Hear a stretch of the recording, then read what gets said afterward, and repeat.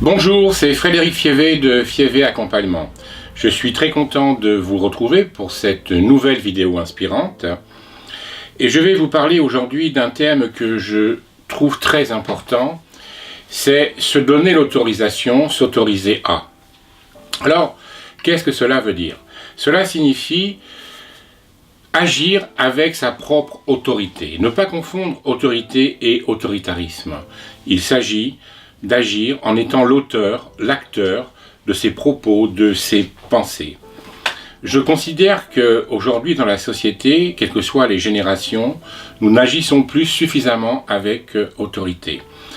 Plus profondément, cela veut dire quoi? Eh bien, cela signifie qu'il y a un décalage avec nos aspirations, nos souhaits et ce que nous réalisons. Il y a un grand écart. Donc, de ce fait, il n'y a pas suffisamment de cohérence. Nous ne sommes pas en cohérence entre ce que nous souhaitons et ce que nous faisons. Et de ce fait, nous ne sommes pas en équilibre. Cela crée de la frustration, du stress et de la souffrance. Alors, qu'est-ce qui nous empêche? Qu'est-ce qui nous empêche? Ce sera le premier temps de notre réflexion et nous verrons ensuite les méthodes et les pratiques pour apprendre à s'autoriser réellement et être en cohérence. Alors, qu'est-ce qui nous empêche à agir en nous autorisant?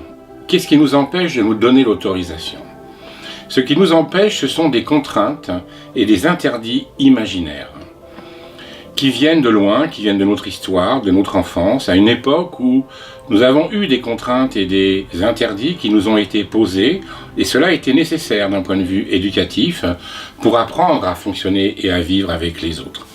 Mais il y a eu un grand dommage collatéral à cela, c'est que cela a sacrifié notre intention, c'est-à-dire que nous avons sacrifié la pulsion, la toute-puissance de la pulsion d'un enfant, mais en contrepartie, le dommage collatéral a été que nous avons sacrifié nos intentions et nos désirs les plus nobles à agir, à jouir de la vie, à nous épanouir et à être dans le bien-être.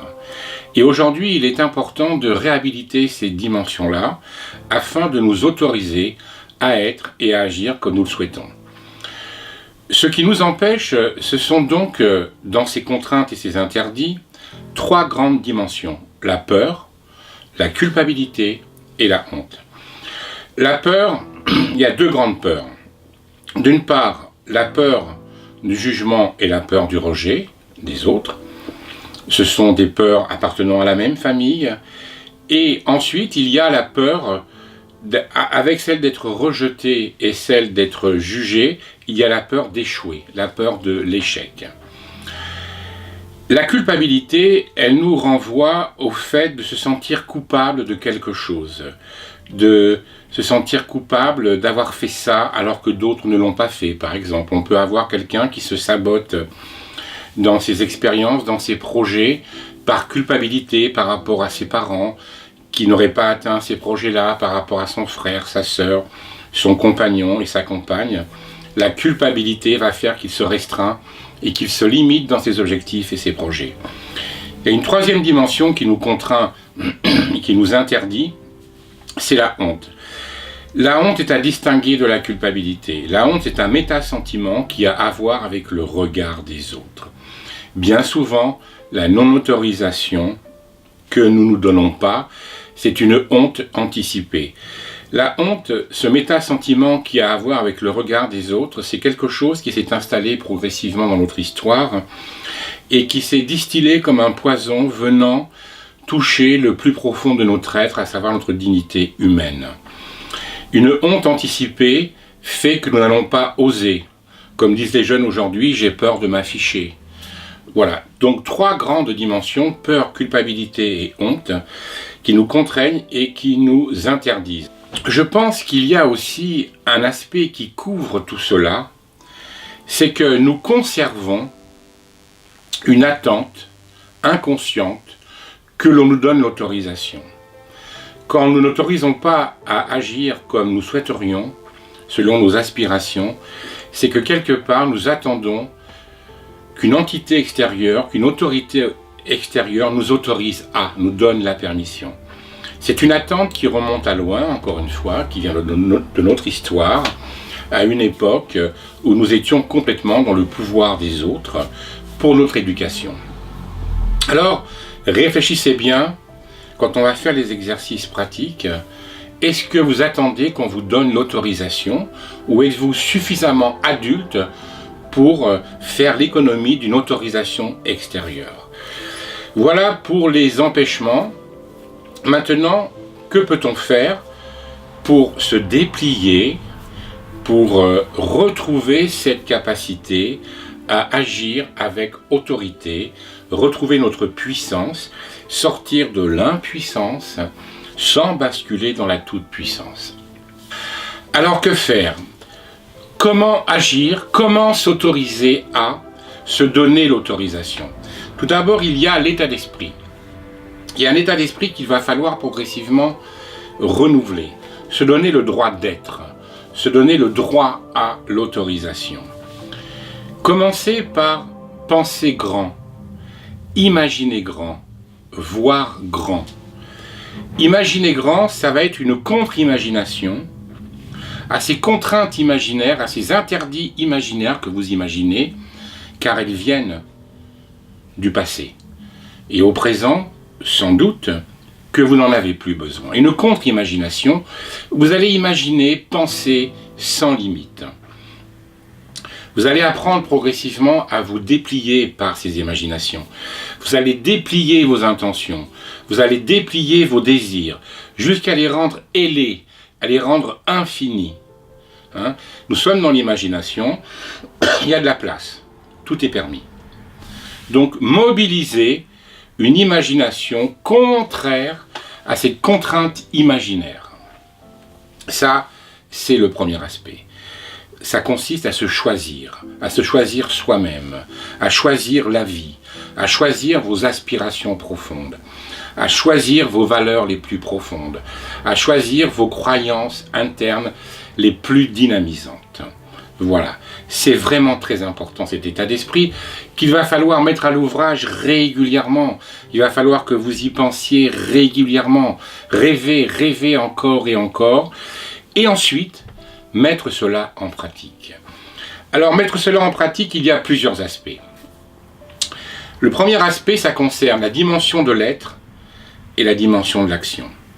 S'autoriser à être davantage vivant, davantage heureux, davantage dans le bien-être, davantage vous-même. Le droit d'être, vous donnez le droit d'être. C'est une dotation constitutionnelle, irréductible de l'être humain. Exister, se donner le droit, se choisir soi-même. Dans l'ordre de l'agir et de l'action, deuxième dimension. Agir, penser, agir, avoir des objectifs en fonction de vos aspirations, en essayant, bien entendu, de limiter au maximum ces contraintes imaginaires. Alors, la méthodologie. La méthodologie, elle va considérer les trois grandes dimensions de notre existence, les trois grandes aspects de notre existence, que sont la relation à soi-même, le rapport à soi, la relation aux autres, le rapport aux autres, la relation à la vie et le rapport à la vie. Et quand je dis la vie, je ne parle pas nécessairement de l'existence. Nous faisons tous une grosse confusion entre l'existence que nous vivons actuellement et la vie en elle-même. Dans ces trois dimensions, vous allez pratiquer ainsi. Vous allez regarder les différents aspects de ces trois grandes dimensions où vous vous autorisez et celles où vous ne vous donnez pas l'autorisation. Dans la relation à soi, il y a sans doute des choses que vous autorisez à être et d'autres pas et que vous aimeriez. Pareil pour les deux autres dimensions. Pour vous entraîner, vous allez choisir une des dimensions. Par exemple, vous aimeriez davantage parler en réunion. Donc ça, c'est bien la relation aux autres. Alors, vous ne vous autorisez pas suffisamment à parler en réunion. Vous allez faire une liste des avantages que vous avez à parler très peu en réunion, ou pas du tout, et les inconvénients qu'il y a. Cette façon de fonctionner, cet aspect de la relation aux autres, il ne s'agit pas de la nier. Si c'est votre fonctionnement aujourd'hui, c'est qu'il vous a été très utile. Il a eu sa raison d'être, il vous a fait fonctionner, vous l'avez choisi à un moment donné, ce scénario, vous l'avez construit, C'est donc qu'il a été très avantageux, il y a eu des bénéfices secondaires pour vous. Mais peut-être qu'aujourd'hui, si vous le choisissez dans votre listing, il ne vous convient plus et vous voulez le changer. Alors, je vous propose donc de lister tous les avantages et les inconvénients que vous avez à parler très peu en réunion et de les comparer. Vous les regardez. Et puis, les inconvénients, de les regarder dans un premier temps en les accueillant, en les acceptant. Aujourd'hui, vous voyez des inconvénients pour vous à ne plus parler, à ne pas parler ou à ne pas du tout parler en réunion ou très peu. Il va falloir entretenir avec un rapport non violent à l'intérieur de vous-même. Les accueillir et les remercier d'être là. Welcome. Ils sont les bienvenus, ils ont été les bienvenus. Peut-être que maintenant, ils sont moins bienvenus si vous voulez changer. Mais c'est de les intégrer dans votre intériorité. Par rapport à la relation aux autres, et notamment à la relation en réunion, ils ont leur place dans votre équipe intérieure avec les avantages à ne pas parler en réunion. Et vous faites pareil avec les avantages. Vous les accueillez, vous les acceptez. Et vous intégrez ces deux dimensions en vous jusqu'à les unir. Ils font partie d'un tout. Il y en a un qui a dominé l'autre pendant un certain temps, ce sont les avantages. Mais maintenant, vous voudriez inverser les choses, à savoir que ce qui était des inconvénients précédemment, peut-être qu'aujourd'hui, ce ne sont plus des inconvénients. Vous avez besoin d'en faire des avantages. Maintenant, vous regardez les avantages que vous auriez à parler davantage en réunion. Vous les listez, vous prenez bien le temps, comme pour les inconvénients. Vous l'avez déjà fait, mais vous le refaites. C'est-à-dire que vous vous recentrez sur les avantages. Et si vous agissiez en vous donnant l'autorisation de parler en réunion, qu'est-ce qui pourrait vous arriver de pire? Qu'est-ce que vous redoutez le plus? Parce que si vous vous concentrez sur les avantages et que vous vous dites, ça y est, je vais parler en réunion, vous allez avoir les inconvénients qui vont arriver, qui vont vous dire, oui mais attention, nanana. Bon. Alors, réfléchissez bien. Qu'est-ce qui peut vous arriver de pire? Qu'est-ce que vous redoutez le plus? Qu'est-ce que vous craignez le plus si vous parliez beaucoup en réunion? Et vous allez vous rendre compte que ce que vous redoutez le plus est énormément fantasmé. Et énormément dans un imaginaire négatif. Alors, pour pouvoir dépasser ce qui est fantasmé, eh bien, il va falloir agir pas par pas. À la prochaine réunion, si c'est le cas pour vous, vous allez tenter de parler un peu plus et de voir ce qui se passe. Voilà, j'espère que j'ai été assez clair pour vous convaincre de vous donner l'autorisation. Il n'y a qu'à, il est souhaitable pour nous tous de se donner l'autorisation. La vie, elle nous attend. La vie, elle a besoin de nous. Si nous sommes là, c'est que la vie, elle nous désire quelque part.